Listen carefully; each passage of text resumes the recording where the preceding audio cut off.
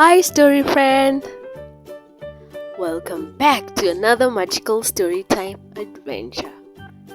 Today, we are going to meet a super fun, imaginative pup who turns every day into an amazing adventure. Are you ready to run, jump, and imagine with us? Bluey the Dog, a cheerful pup with a big imagination. Bluey was no ordinary dog. He wasn't the biggest. He wasn't the fastest. He wasn't even the fluffiest. But Bluey had something extra special. An imagination bigger than the whole backyard. With a wag of his tail and a bark of excitement, Bluey could turn a stick into a sword, a box into a spaceship, and the garden hose into a dragon's tail. Every day, Bluey and his best friend Mia went on amazing adventures. One day, they were brave knights saving a sleepy kingdom. The next day, they were astronauts bouncing on the moon. And sometimes, they just drew chalk roads on the sidewalk and played super zoom zooms. But one rainy day, when the sky was grey and the ground was too muddy to play, Mia sighed. What do we do now?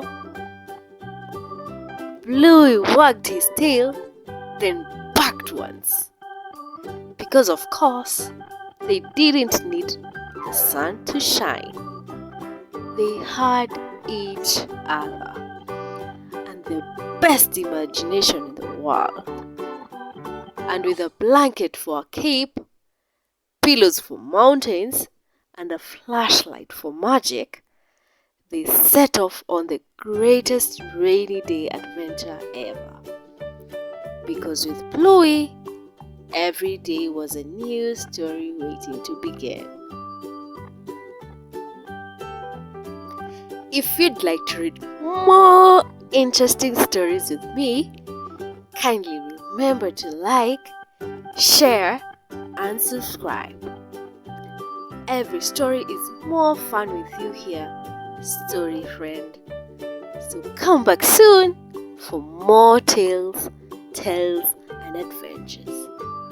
Until next time, keep smiling, keep imagining, and keep being you. Hi there, story friend. Are you ready for a story full of bricks, sticks, and straw, and one big bad wolf? The Three Little Pigs.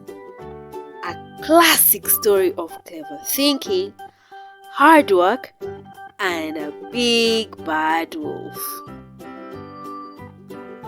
Once upon a time, there were three little pigs who set off to build their own homes. Each pig wanted something different. The first little pig was in a hurry.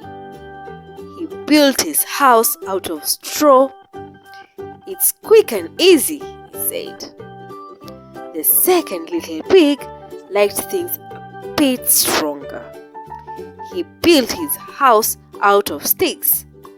Not too strong, but better than straw, he said. But the third little pig was very clever. He worked hard and built his house out of bricks.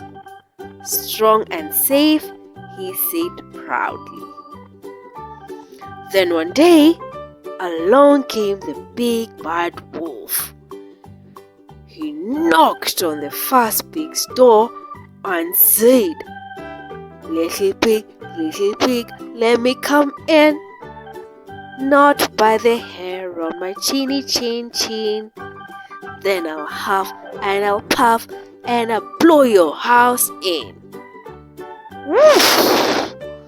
the straw house flew away. The first pig ran to his brother's stick house. Then the wolf followed them again to the stick house. He knocked and said again, little pigs, let me come in, not by the hair of our chins. Then I'll huff and I'll puff and I'll blow your house in. Crash! The stick house tumbled down. The two pigs ran to their brother's brick house. The wolf came to the brick house, huffing and puffing. Little pigs, let me come in, not by the hair of our chins. Then I'll huff and I'll puff and I'll blow your house in. But no matter how hard he blew, the brick house stood strong. The wolf was so tired, he gave up and ran away. And the three little pigs were safe and happy. From that day on, they all lived together in the strong brick house. And they learned that working hard and planning ahead is always a smart idea. Thanks for reading with me today, story friend. Remember, just like the third little pig, taking your time and doing your best really pays off.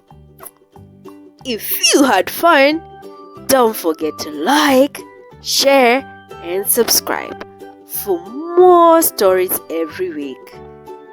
See you soon. Hi, story friend.